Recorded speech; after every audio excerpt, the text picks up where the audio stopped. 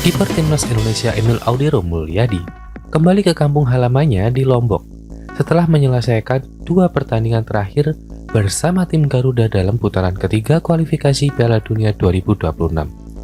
Emil yang memiliki keluarga di Praia, Lombok Tengah memang sering mengunjungi tanah kelahirannya saat musim off. Namun kunjungannya kali ini terasa lebih istimewa karena dia kini mengenakan seragam timnas Indonesia. Di Lombok, Emil Audero tidak hanya datang sendirian, tetapi juga membawa istri dan anaknya. Selain itu, ibunya dan keluarga dari kakak perempuannya juga berada di Lombok. Kiper yang bermain untuk Como tersebut baru saja meluncurkan sebuah spa di kota Lombok yang dinamakan Ombak Wellness Spa. Dengan memiliki KTP, Emil kini memiliki keleluasaan yang lebih untuk mengembangkan bisnisnya di tanah kelahirannya. Terlebih lagi, Lombok saat ini telah menjadi salah satu tujuan wisata alternatif yang menarik selain Bali. Saat ini, bek Kevin Dix juga sedang berada di Lombok bersama istri dan juga anaknya. Kebetulan keluarga dari pihak istri Kevin memiliki usaha di daerah tersebut. Saya lebih suka Lombok ketimbang Bali karena lebih tenang, serta bisa bertemu dengan keluarga. Mungkin nanti saya akan pindah ke Lombok setelah pensiun, ungkapnya. Keluarga istri Dix yang juga memiliki keturunan Indonesia mengelola sebuah restoran di Lombok yang bernama The Wheel Lombok. Restoran ini menawarkan berbagai pilihan makanan vegan dan dilengkapi dengan beberapa fasilitas yang menarik.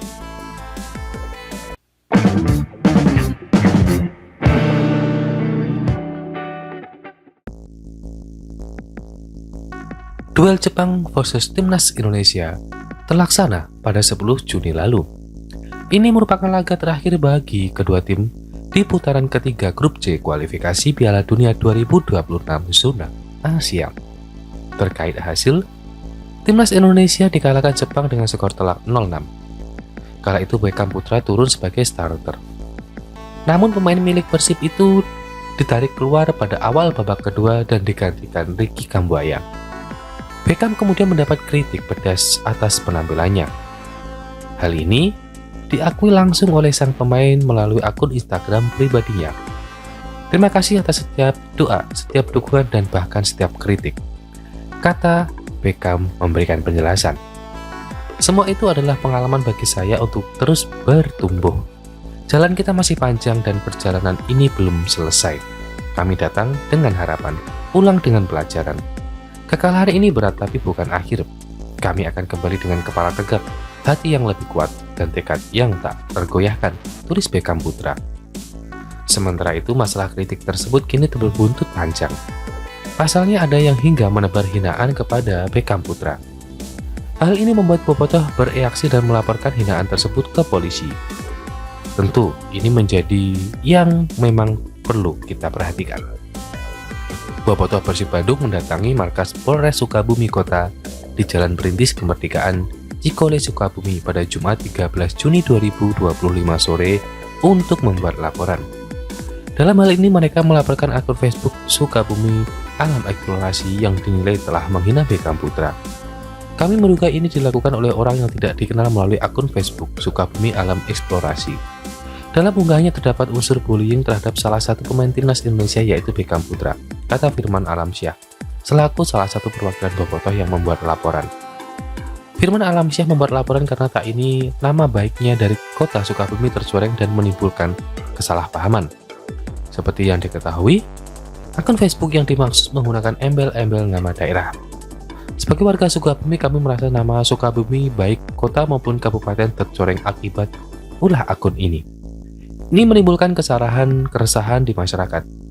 Kita berharap terduga pelaku bisa segera ditangkap dan mendapatkan efek jerah dan mendapatkan sanksi sesuai peruntukannya, tuturnya.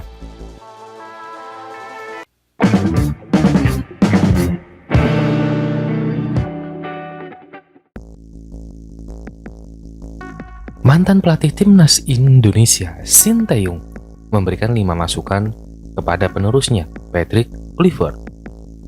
Hal itu disampaikan saat dimintai komentar mantan penerjemahnya JJ via video call. Penggalan video call tersebut kemudian diunggah di akun Instagram.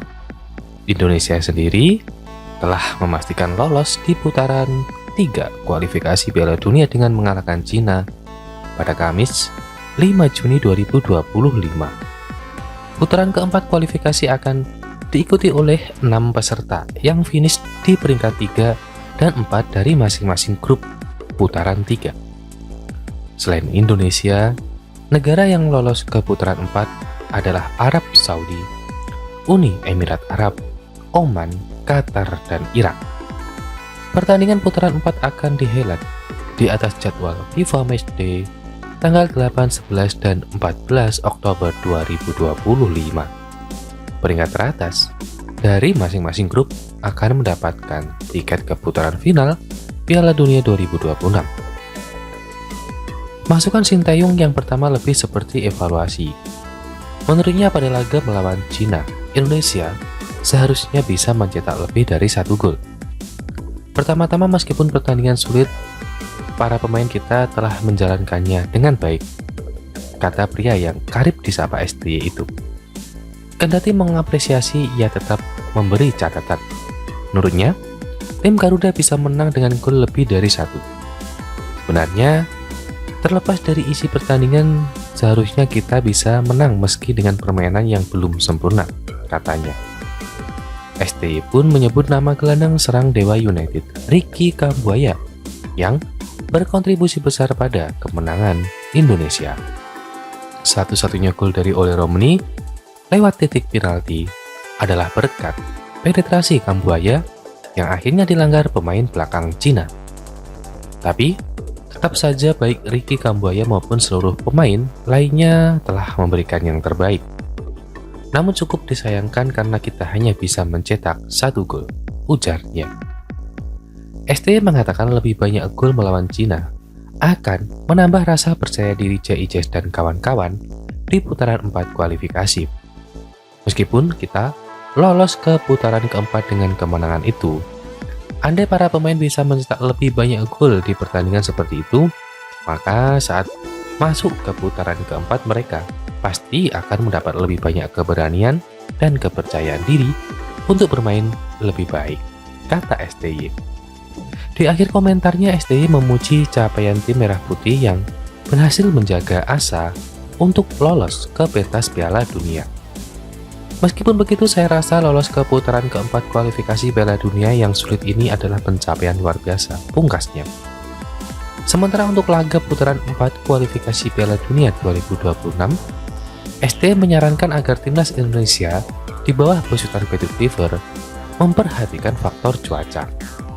Di sana kita akan melawan banyak dari Timur Tengah, dan karena iklim dan lingkungan di sana sangat berbeda, saya rasa kita perlu mempersiapkan kondisi fisik yang baik, katanya.